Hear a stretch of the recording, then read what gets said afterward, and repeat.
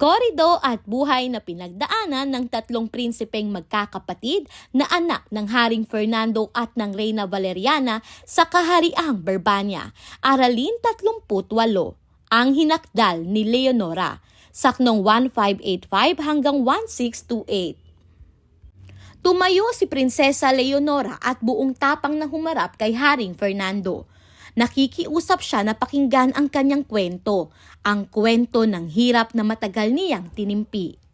Ikinwento niya na ang kanilang tirahan ay isang malalim na balon na mula lamang sa itaas maaaring pasukin. Doon sila namuhay ng tahimik at malayo sa mata ng mundo. Sa balon na iyon, siya natagpuan ni Don Juan. Dahil sa awa at kabutihang loob, tinulungan niya ang prinsipe. Mula noon, naging mahalaga na si Don Juan sa kanyang buhay, na parang sarili na rin niyang buhay ang kanyang inaalagaan. Nang sila ay tuluyan ng makaalis sa balon, magkakasama silang umahon.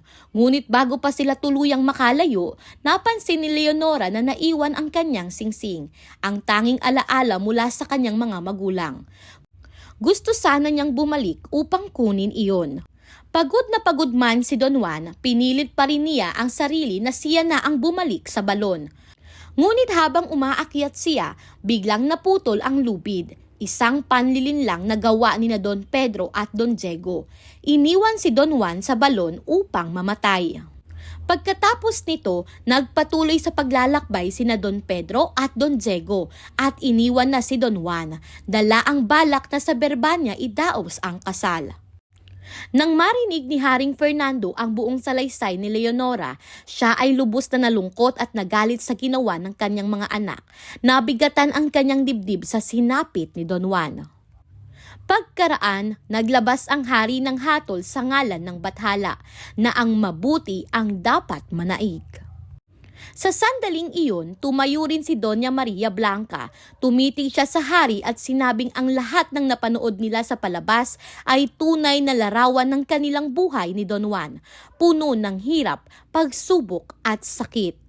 Tahimik na napaisip si Haring Fernando sa kanyang sarili, ramin niyang may pagkukulang ang kanyang naging pasya.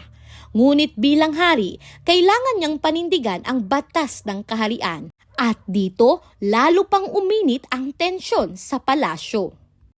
Unang tanong, kung ikaw si Prinsesa Leonora, ano ang mararamdaman mo habang ikinikwento mo sa harap ng hari ang lahat ng pagtataksil na naranasan mo? Bakit mahalagang ilahad ang katotohanan kahit masakit ito? Pangalawa, kung ikaw si Haring Fernando, paano mo haharapin ang katotohanang ang ilan sa iyong mga desisyon ay maaaring makapagdulot ng hindi inaasahang sakit sa iba?